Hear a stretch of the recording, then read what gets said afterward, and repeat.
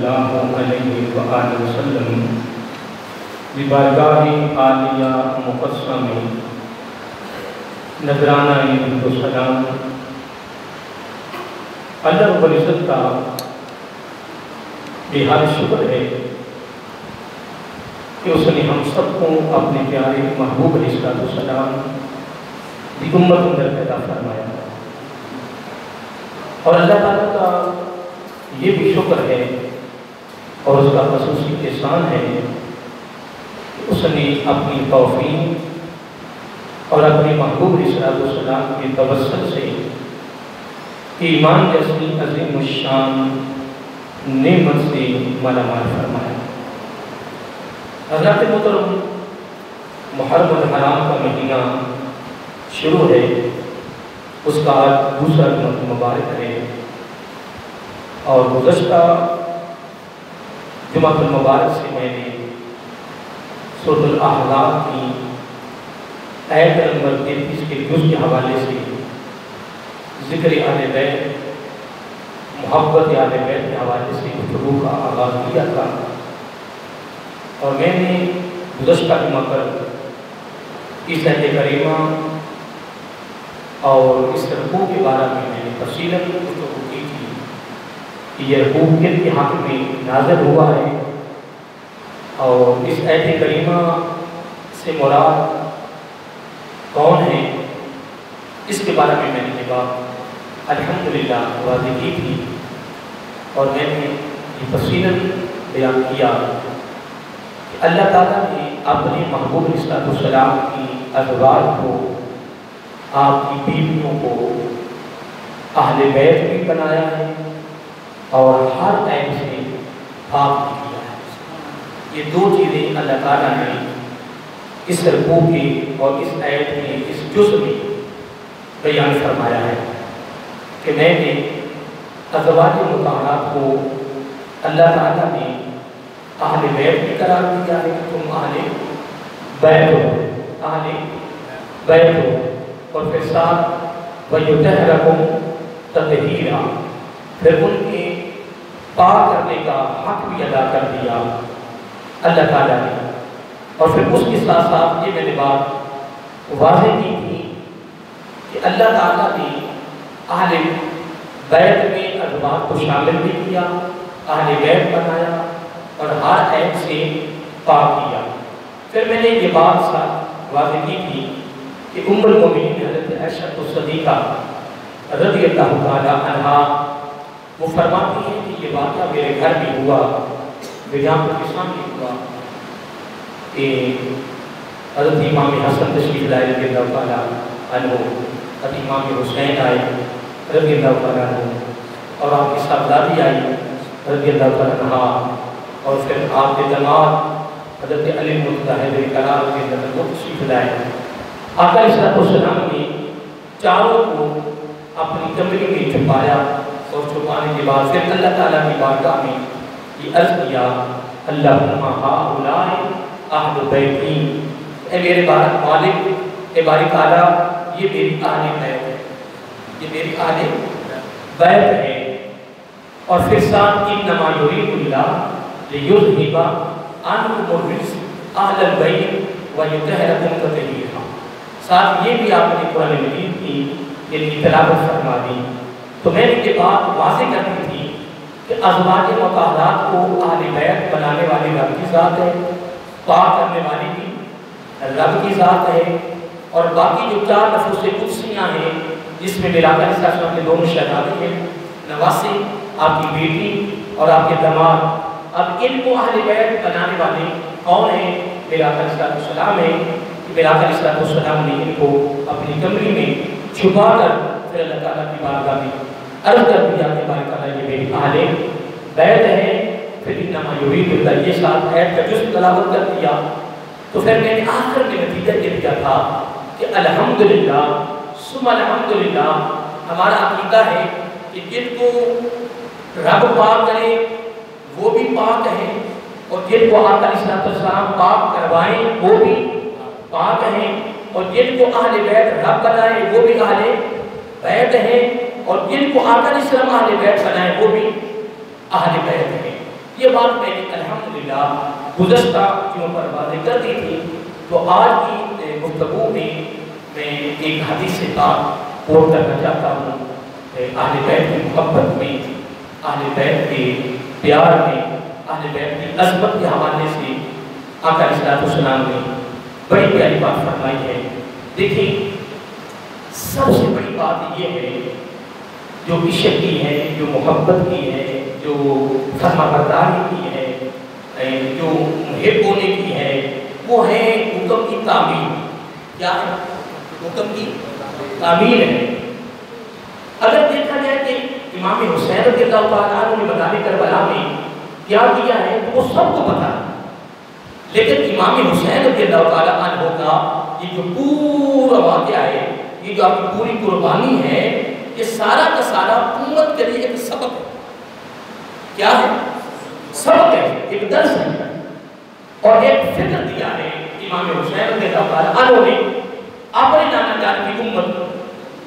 اب اس کی سب سے بڑی مثال یہ لے لیں کہ آقا علیہ السلام کی صاحبزادی آ رہی ہے۔ کیا؟ آپ کی صاحبزادی آ رہی ہے، قربان جائیں۔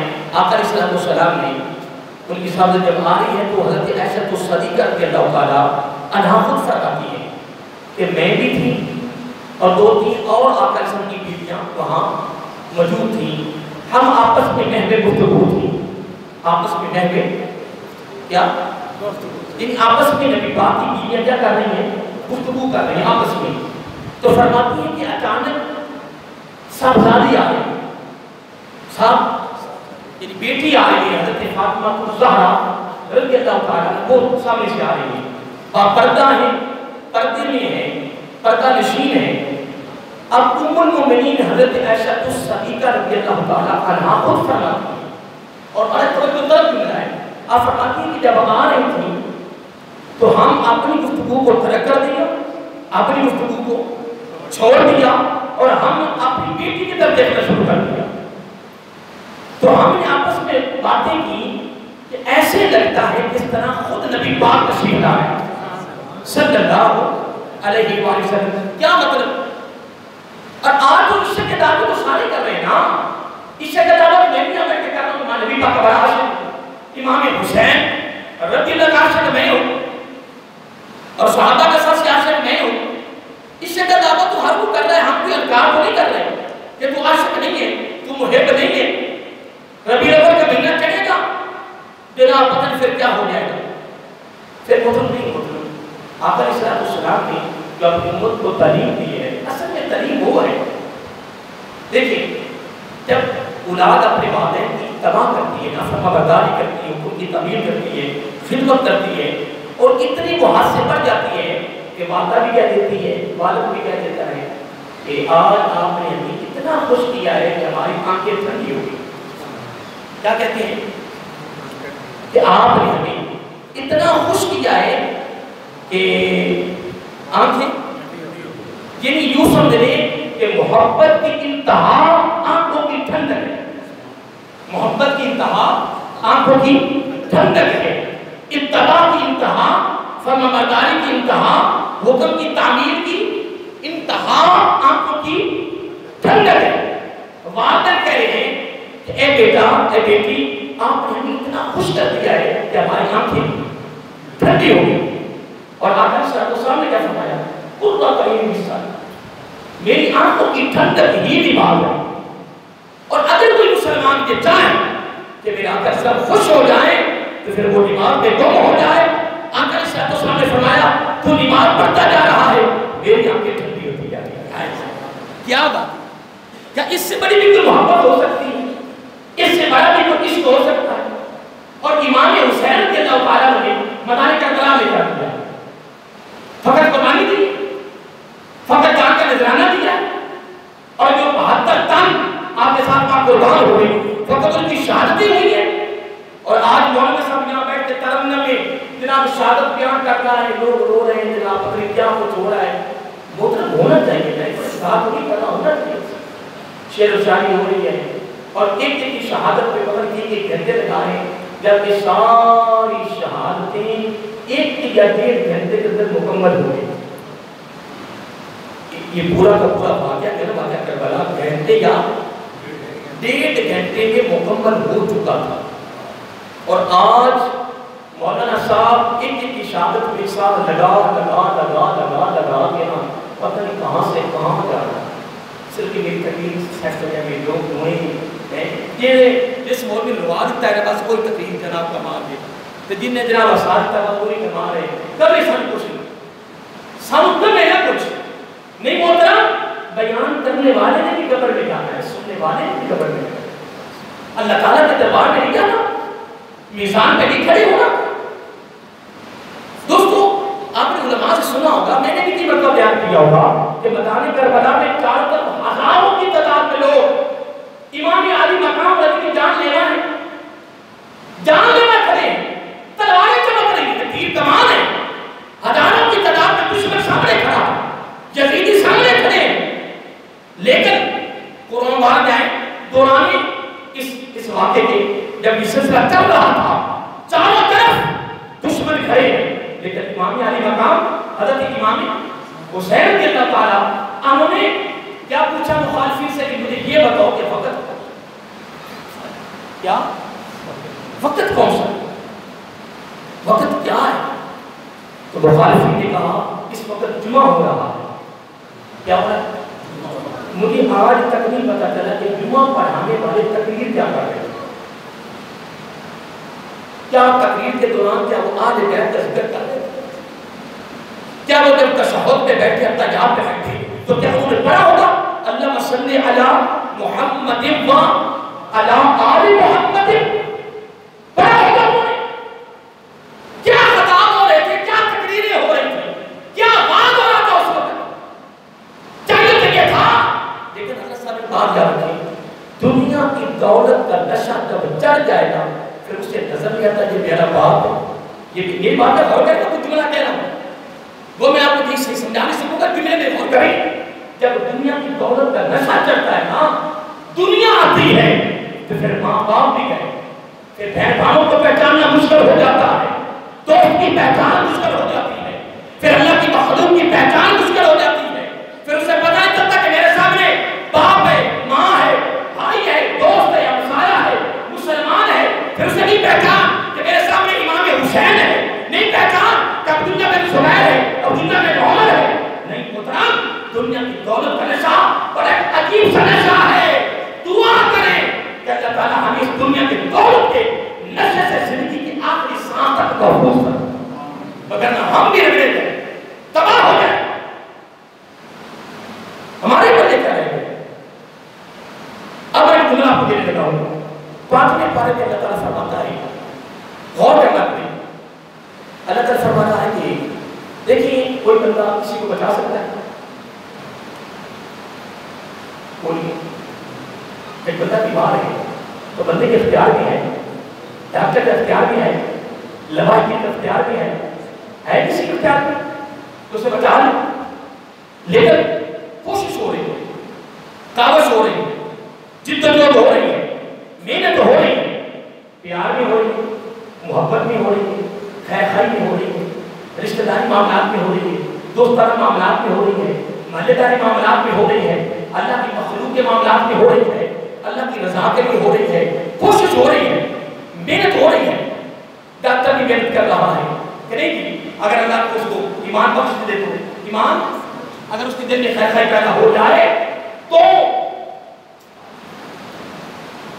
اندازہ لگائیں کہ تین ایسے ہسپتال ہیں کہ جن ہسپتالوں میں ڈاکٹروں کو تربیت دی جاتی ہے، کوئی کیس پیش کا آئے تو منتظر بنانا ہے کہ یہ بڑے آپریشن کے بغیر گزارا نہیں، چیر پھاڑ کر میں تو پتر مانیا کم ریڑ کے رکھے انشاءاللہ انشاءاللہ تیرے پلے کا کھڑی رہنا، چادریں دو ہی ہے، تو جتنا کمالا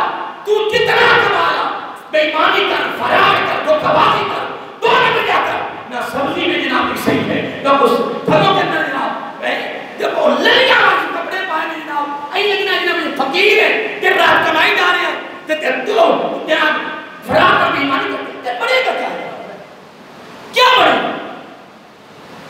لیکن وہ تمہیں پاک کر رہا تھا، ڈاکٹر محنت کر رہا ہے، گھر والے محنت کر رہی ہے، اللہ کر یہ بچ جائے، لیکن میں آپ سے میں نے پوچھا ہے کسی کے اختیار میں ہے تو وہ بچا دے، لیکن اس کی جو کوشش ہے نا، اس کی جو محنت ہے وہ اللہ تعالیٰ دیکھ رہا ہے. وہ جو جدوجہد کر رہا ہے اس بندے کو بچانے کے لیے کہ صحت مند ہو جائے، بچ جائے، اس کی محنت پر، اس کی جدوجہد پر اور اس کی خیر خدمت پر اللہ تعالیٰ کی نظر ہے، اللہ دیکھ رہا ہے. اور بچانے والا رب ہے، صحت مند کرنے والا بھی اللہ تعالیٰ کی ذات نہیں. ایسے ہے بولیے. تو میں کر رہا تھا کہ وہ بندہ اللہ صحت مند ہو گیا، بچ گیا. اب اللہ تعالیٰ فرما رہا ہے کہ تو نے، میں نے تجھے اتنا ثواب دیا ہے، اتنا اجر دیا ہے، میں نے تمہیں اتنا ثواب دیا ہے، اتنا اجر دیا ہے، اتنا اس کا صلہ دیا ہے کہ تیرے نامہ نماز میں اتنا ثواب لکھ دیا ہے کہ تو نے پوری دنیا کی انسانیت کو بچا دیا. اگر وہ دل لگا کے اس بندے پر محنت کر رہا ہے تو اس نے کتنا ثواب پایا؟ ساری انسانیت کو بچا. ساری انسان کو بچا. سارے تو جو دان لیوا ہے، دماغی ایسے سے ڈاکٹر گزرے ہیں کہ دماغ کو چیر پھاڑ کے رکھ دیا، فرمایا پیسے لاؤ تو اگلا کام کرتا. آج وہ رہ گئے، آج وہ قبروں میں پڑے ہوئے ہیں. نہ پتر مانگے تو چیر پھاڑ کے رکھ، پیسے لے آؤ تو پھر میں سر کرتا ہوں. نہ پتر مانگے ہم بھوکا کرتا ہوں، ہم بھوکت اور بھوکتنا پڑنا ہے. سب محترم اسی مولوی تو تنایا بڑا ہے، خوش بنا رکھا ہے، رکھو خوش. آقا علیہ السلام نے صحابہ کو ڈرایا کہ وہ روتے گئے نا. وہ کیوں روئے؟ صحابہ کیوں روئے؟ نبی کیوں روئے؟ نبی بخشے ہوئے، معصوم ہے، جلتی ہے، روئے کیوں؟ میں مولویوں سے پوچھتا ہوں، میں پیروں سے بھی پوچھتا ہوں، میں جہاں جاتا ہوں ابھی مجھے تو روئے کیوں؟ ایسے صحابہ کر کے رو رو کے رب کے خوف سے ان کی نظریں ختم ہو گئی. فاروق اعظم رضی اللہ تعالیٰ عنہ کتنے دل قدر صحابی بڑھ گئے. ان کی حضرت امام حسن خود کہتے رضی اللہ تعالیٰ عنہ کہ میں جب امیر مومنین کے چہرے کو دیکھتا تو آپ کی یہاں 2 لکیریں پڑی ہوئی تھی. اللہ کے خوف سے رو رو کیوں؟ کس لیے؟ کس لیے؟ محترم اگر تو کہتے موت کا دروازہ آسان ہے تو جو مار کے چلے گا اسے پوچھ لے گا، اٹھا کر پوچھو اسے. اگر قبر کا ٹھکانا بڑا آسان ہے تو ٹھیک ہے. حضرت عثمان غنی رضی اللہ تعالیٰ جو جنت میں قدم رکھیں گے ساری جنت چمک اٹھے گی. جو تمام نبیوں کے نبی کے گھر میں توڑے دباڑ بن کر گئے یہاں، اور کتنے کتنے اجر اور کتنے کتنے انعامات ان کو دیے تھے. لیکن قبر کو دیکھ کے رو رہے ہوتا بات یہ نہیں ہے. بات میں یہ پوچھ رہا ہوں کہ وہ جان بچانے والا رب ہے، تیرا فرما رہا ہے جس نے ساری انسانیت کو بچایا. تو جو جان لیوا ہے، آپ پاکستان کے میڈیکل کو لے لیں یار، دل کی آنکھیں روتی ہے خدا کی قسم کہ تو 2 نمبری دوائیاں بنا بنا کر کمائیاں کر رہا ہے. اللہ کے بندے میرے سامنے آ کے بیٹھ، تجھے میں کچھ فکر دلاؤں. اللہ کے بندے کے کفلے، یہ بڑے بڑے ہوٹلوں میں کھانے، یہ بگلے، یہ کوٹھیاں، یہ کاری کچھ نہیں تیرے ساتھ جائے گا. یہ بڑے بڑے جو علاقے ہیں، بڑی بڑی سوسائٹیاں ہیں، بڑے بڑے گاؤں، ان کے بڑے بڑے کھرپین، بڑی بڑی بلاواں، سب کو چھوڑ کر قبروں میں جا پہنچا. آج تو خبر لینے والا ہے اور تو کہتا میں راتوں رات 2 نمبری کرتے میں تیرا پہنچ جاؤں. ارے صاحب کوئی بات نہیں، ہم انکار نہیں کرتے، ہم کوئی تردید نہیں کرتے، ہم تردید نہیں کرتے. جو جی چاہے کر، لیکن یاد رکھ جب تو نے مرنا ہے نا تو پچھلوں نے تقسیم میں لگ جانا. کوئی غور نہیں کرنا، کوئی توجہ نہیں کرنی. توجہ ایک ہی ہے کہ بس 2 چادر میں لپیٹ کر تمہیں اس کی قبر میں رکھ دیا. اب سنیے لفظ سنیے. حضرت عبد الرحمن ابی لیلہ رضی اللہ تعالیٰ عنہ وہ فرماتے ہیں کہ ان ابی، میں نے اپنے باپ سے سنا، قال قال رسول اللہ صلی اللہ علیہ وسلم لا یؤمن عبد حتی اکون احب الیہ من نفسہ. اس کو امام طبرانی نے بھی بیان کیا ہے اور امام بہقی نے بھی اپنی کتاب میں المعجم الکبیر میں اس کو لکھا ہے، اور امام طبرانی نے بھی امام بہقی دونوں نے اپنی حدیث کی کتابوں میں اس حدیث کو درج کیا ہے. حضرت عبد الرحمن ابی لیلہ فرماتے ہیں کہ میں نے اپنے باپ سے سنا ہے آپ نے بات سے سنا ہے کہ آقا علیہ السلام نے فرمایا لا یؤمن عبد. پہلے آپ یہ بتائیں کہ جو نبی پاک فرمائے یہ سچ ہے کہ یہ سچ ہے؟ بولو تقریر میں کروں تھا کسی کہہ جو آقا علیہ السلام زبان نبی سے فرما رہے ہیں نا یہ سچ ہے. اور اگر بندہ ردی پر شک کرتا ہے وہ تو ایمان سے فارغ ہو جائے گا, وہ دین اسلام سے فارغ ہو جائے گا. آقا علیہ السلام نے جو زبان نبوت سے فرما دیا ہے وہ کیا ہے؟ اور بلکہ سن لیں آقا علیہ السلام کا فرمانا حقیقت میں رب کا ہی فرمانا.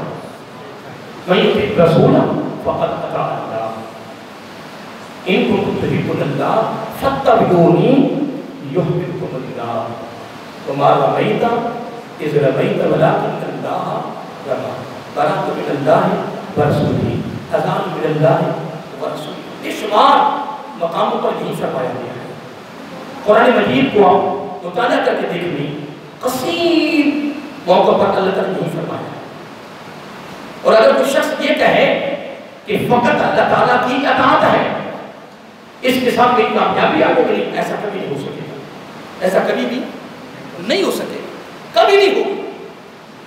اب تب تک ہمارے نبی رہنا فرماتے ہیں کہ اللہ تعالیٰ کو میں نے اپنے باپ سے سنا ہے کہ میرے آقا علیہ السلام نے کیا فرمایا کہ لا یؤمن عبد حتی اکون احب الیہ من نفسہ. اس وقت تک کوئی بندہ ایماندار نہیں ہو سکتا, ایماندار نہیں ہو سکتا جہاں تک کہ وہ اپنی جان سے بڑھ کر میری جان کے ساتھ محبت نہ کرے اور میری جان کو اپنی جان پر فوقیت نہ دے, میری جان کو اپنی جان پر درجہ فضیلت نہ دے, اپنی جان سے بڑھ کر وہ میرے ساتھ محبت نہ کرے, وہ ایماندار نہیں ہے, وہ ایماندار نہیں. اب یہ دیکھنا ہے کہ جب میں نے پانی پینا ہے تو میں کھڑے ہو کے پی رہا ہوں تو مجھے آقا سے بڑی محبت ہے, اس میں کوئی شک نہیں. میں کھڑا کر کھانا کھاؤں مجھے آقا سے بڑی محبت ہے. یہ جو میں صرف دو مثالیں دی نا وغیرہ جو ہماری زندگی کے حالات گزر رہے وہ سب کو پتہ ہے, وہ پیروں کو بھی پتہ ہے, وہ مولویوں کو پتہ ہے, وہ مجھے بھی پتہ ہے, وہ آپ کو بھی پتہ ہے, سب کو پتہ ہے.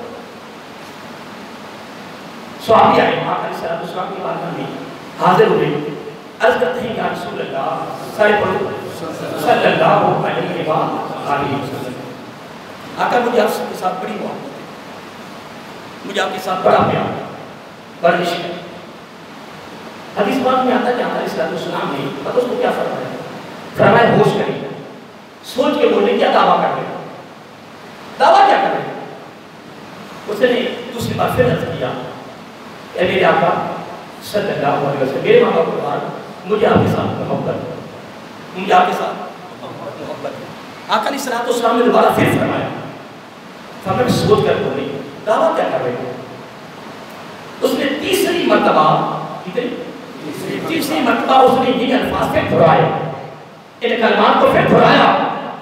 تیسری بار پھر اس نے یہی دعویٰ کیا جو پہلا دعویٰ تھا, دوسری بار دعویٰ تھا, تیسری بار اس نے یہی دعویٰ کیا کہ یا رسول اللہ صلی اللہ علیہ وسلم میرے ماما قربان مجھے آپ کے ساتھ محبت ہے. اب تین مرتبہ جب اس غلام اور صحابی اور شاگرد کے آپ کے غلام سے اس کی زبان مبارک سے جب یہ تین مرتبہ جملے نکلے, یہ کلمات نکلے, تین مرتبہ یہ دعویٰ نکلا, تو اب اگلی بات سن لیں آقا علیہ السلام نے کیا فرمایا. آپ نے فرمایا آپ کو غربت کا بستر بچھائے, غربت کا یعنی غریبی کا بستر بچھا لے. تو آج تو حالات میں ہے کہ جس پیر کے پاس پیسہ زیادہ ہے, گاڑیاں ہیں, ہر کوئی اسی کا مرید ہو رہا ہے, اندروں میں وہ خالی ہوئے. اور سادات کے اندر دیکھ لیں, سادات کے اندر دیکھ لیں, اگر ایک غریب سید ہے, مکان بھی نہیں ہے لیکن خالص سید ہے, گاڑی نہیں ہے, پیسہ نہیں ہے, ان کے ہاتھوں کو بوسہ کو دینے کے لیے تیار, اس کے قریب جانے کے لیے تیار نہیں ہے. اور ایسی سید جناب دربار بھی عالی شان, گاڑیاں بھی عالی شان, لباس بھی عالی شان, لاکھ کی تعداد میں لوگ آگے اور پیچھے لے کر درجے میں دونوں ہی برابر ہیں. اس میں بھی خون مصطفیٰ ہے صلی اللہ علیہ وسلم, اس میں بھی خون مصطفیٰ ہے صلی اللہ علیہ وسلم, اس میں بھی وہی خون ہے, اس میں بھی وہی خون. لیکن یہ فیصلے ہمارے ہیں, یہ انصاف ہمارے ہیں, یہ سوچیں ہماری ہیں, یہ خیالات ہمارے ہیں, یہ نظریات ہمارے ہیں, یہ راستے ہم نے اختیار کر رکھے ہیں. جس مولوی کے پاس پیسہ زیادہ آ گیا, گاڑی آ گیا, وہ دوسرے مولوی کے پسند نہیں کر رہا. ایک رات کا بلندی پہ چلا گیا, دوسرے کا پسند نہیں کر رہا. دنیا کو باتیں چھوڑے, دیندار کا پسند نہیں کر رہا.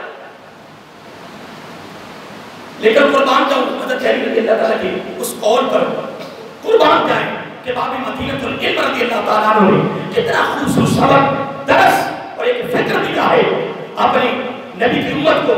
حضرت علی رضی اللہ تعالیٰ عنہ سے قربان جائیں, خوبصورت جملہ. کسی نے سوال کیا, پوچھا کہ انسان اور جانور میں فرق کیا ہے؟ انسان بولیے, یہ باتیں سننے کے لیے نہیں ہے. بڑے جمعے ہو رہے ہیں, پوری دنیا میں جمعے ہو رہے ہیں. جب حضرت علی رضی اللہ تعالیٰ عنہ کوفہ میں پہلی بار تشریف لائے نا, تو اس وقت زمانہ میرا آقا علیہ الصلوۃ والسلام کے قریب کا زمانہ تھا. اور یہ بات میں نے پہلے بھی کی ہوئی ہے, آپ کو یاد ہوگی. باب مدینۃ العلم جب تشریف لائے رضی اللہ تعالیٰ عنہ, کہاں تشریف لائے بولیے؟ کوفہ میں. تو اس وقت بڑے بڑے مراکز تھے علم کے, بڑے بڑے محدث تھے, مفسر تھے, بڑے بڑے علم تھے, بڑے بڑے علم تھے وہاں, بڑے بڑے خطاب کرنے والے. لیکن باب مدینۃ العلم رضی اللہ تعالیٰ عنہ کو کسی کا خطاب پسند نہیں.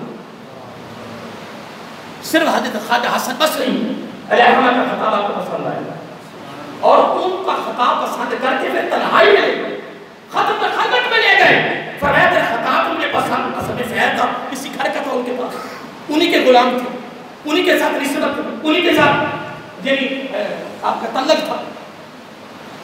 خطاب پسند آیا, خلوت میں لے گئے. فرمایا سے مجھے اتنا بتا دے, مختصر جواب دینا ہے کہ دین کی ہلاکت کس میں ہے, دین کی بقا کس میں؟ اللہ, دین کی بربادی کس میں ہے اور دین کی بقا کس میں ہے؟ تو مجھے تفصیل جواب کی ضرورت نہیں, بس مجھے مختصر جواب. تو وہ بھی تو خواجہ حسن بصری علیہ الرحمہ, فیض ان کے پاس انہی کا تھا نا. تو یہ بات میں ذرا نہیں ہوں کہ یہ بات میرے پاس ہی ہے, علماء کے پاس نہیں ہے, پیروں کے پاس نہیں ہے, دینداروں کے پاس نہیں ہے, ہر کے پاس ہے. جن کا مطالعہ ہے, جو پڑھنے والے کو مجھ سے سینئر سے سینئر سے سینئر اور ہمارے ساتھ کے بات ہو, میں تو مطالعہ کرا نہیں.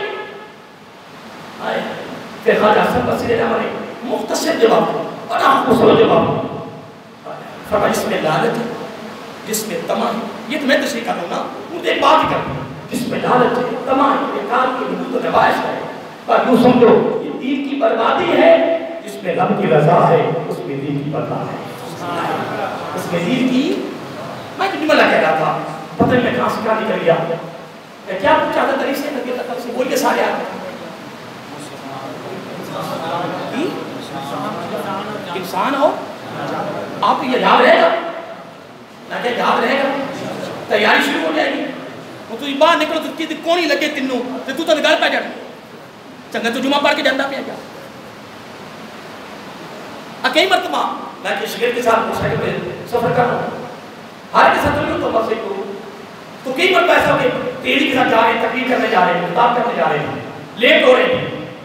تو وہ پوچھا جی استاد ادھر جانا ہے, اس کو پتا بھی کہ میں بغیر نہیں ہے, اس کو میں بتایا ادھر جانا ہے, بتایا بھی تو ادھر جانا ہے. اب میں کہتا ہوں یار عجیب بندی آپ نے آپ کو بتایا نہیں ادھر جانا ہے. اب میں کچھ زیادہ اونچی نہیں بول رہا ہوں, تھوڑا اونچی بول رہا ہوں, لیکن مجھے محسوس ہوا ہے کہ میں غصے نہیں بول رہا.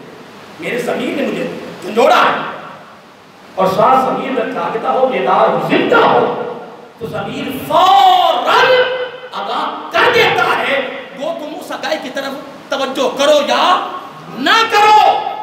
ضمیر جاگتا ہو, بیدار ہو, وہ پیر کو بھی آگاہ کرتا ہے, وہ تم بیدار کو آگاہ کرتا ہے, وہ مولوی کو آگاہ کرتا ہے. زندہ ہو, بیدار ہو, فوراً ضمیر کہتا ہے عجیب بات ہے یار. ان کہتے محمد سے کام لو, پیار سے کام لو, محبت سے کام لو. چلو اس نے پوچھ ہی لیا سے, اس کو پتا ہونے کے باوجود اتنی جلدی اس سے بھی آ گئے ہو. تحمل کس کو کہتے ہیں, پیار کس کو کہتے ہیں, محبت کس کو کہتے ہیں. ضمیر بندے کو خبردار کر دیتا ہے، آگاہی کرتا ہے بندے کہ یہ جو تم نے قدم اٹھایا ہے یہ تیرا قدم صحیح نہیں ہے، درست نہیں ہے، یہ غلط ہے۔ میں پہلے بات کر رہا تھا کہ اگر ایک جان کو جب کہ جان کو بچانا رب کا کام، کوئی انسان بچا نہیں سکتا، لیکن اس نے کوشش کی ہے، کی ہے، محنت کی ہے، وہ دن رات ایک آتی ہے، ٹھیک ہے، اس کو بچانے کی یہ صحت مند ہو جائے، تندرستی مل جائے، اس کی جان بچ جائے، وہ بچ گیا، رب نے اس کو بچانا، لیکن اس کی کوشش پر رب قرآن مجید میں کیا فرمایا ہے کہ تیری اس محنت کو میں نے اتنا پسند کیا ہے جو تو نے میرے بندے کے لیے کی ہے کہ تو نے پوری انسانیت کو بچایا ہے، پوری انسانیت کو بچایا ہے۔ میں دوستو آپ سے پوچھ رہا ہوں، ماشاءاللہ آپ سب اہل علم بیٹھے ہو، تجربہ کار بیٹھے ہو، بڑے بڑے ماشاءاللہ کمال بیٹھے ہو، مجھے یہ بتاؤ ایک جان کو بچائے، بچانا رب نے ہی ہے، پر اس کی کوشش پوری انسانیت کو بچانے کے برابر ثواب مل رہا ہے، تو جو جان لیوا بن جائے، خوراکوں کے اندر بھی 2 نمبری کر رہا ہے، دوائیوں میں 2 نمبری کر رہا ہے۔ میں کہا پتر مانا میں اپنی مسجدوں میں بھی جہاں جمعہ پڑھا رہا ہوں یا ادھر پڑھا رہا ہوں یا وہاں تقریروں میں خطابات میں ہر جگہ پہ یہی کہہ رہا ہوں، میں کہا پتر مانا جتنا دل نہیں کما، بے ایمانی نہ کما، فرار نہ کما، دھوکے بازی نہ کما، رشوت نہ، سود نہ کما، کہہ رہا کھوڑی کھوڑی روٹیاں دھوئی، جسم کو ڈھانپنے کا کپڑا تھا کہ میں اگر کروڑ کا لباس پایا نا، کسی نے کہا قاری صاحب کیا بات ہے، اگر میں 5 کروڑ کی گھڑی پائی ہے، کسی نے کہا کیا بات ہے جی، کمال ہے، لیکن آقا علیہ الصلوۃ والسلام نے کیا فرمایا؟ سرکار میں جدوں دا اس پیر دا مرید ہویا نا، میرے پیر نے مینوں نماز دیتا ہے، حقیقت ہے میرے پیر نے دعا کی تھی، وہ گڑیاں آ گیا، کوٹھیاں آ گیا، وہ مینوں پیر نے کو نوازیا ہے۔ اے گل لازمی دسنی یہ نہیں دسنا کہ میں جب اس پیر کے ساتھ نسبت ہوئی ہے نا میں نمازی ہو گیا، میں نے داڑھی مبارک رکھی، میری اولاد ساری نمازی ہو گئی، میری بیوی نمازی بن گئی ہے، میرے گھر کے حالات اتنے خوبصورت ہو گئے ہیں، میری کمائی حرام کی جگہ حلال کی ہو گئی ہے، اب میری پریشانی رب کی بات نا نا نا اے کوئی گل نہیں کرنی، اے لازمی گل کرنی ہے، میں جدوں دا اینا گل لگا نا مینوں نہ نواز دیتا جی، کی نواز دیتا جی، کیا بات ہے، میں کو کیا بتاؤں کہ بالکل ٹھیک، اس میں کوئی شک نہیں، ہم کوئی انکار نہیں کر رہے، ہمارا بھی انکار ہے۔ امام حسن فرماتے رہتے ہیں، اصل میں بات یہ کرتے ہوئے مجھے شرم آئی، میں اپنی بات میں تمہاری بات نہیں کر رہا، میں نے لباس دیکھی استری کیا پہنا ہوا ہے، میری بیوی اگر استری نہ کرتی میں کوئی پہننا تھا، اور جو میں نہیں پہننا اگر اللہ دی بندی تو سونی استری کیتا میں جمعہ پڑھانا ہے، وہ تے بڑی دنیا ہونا، وہ میرا لباس ویکھن گے وٹ پہنے کی ہوا ہے تے کی ہے، تو نہیں محترم خدا دی قسمیں صرف اس کو سمجھانے کی ضرورت ہے، اگر سارے وٹ بھی پہ کرنا زندگی میری پھر بھی گزر جائے، ایتھے پواد لا کے جان پھر بھی گزر جانی ہے، ابھی میں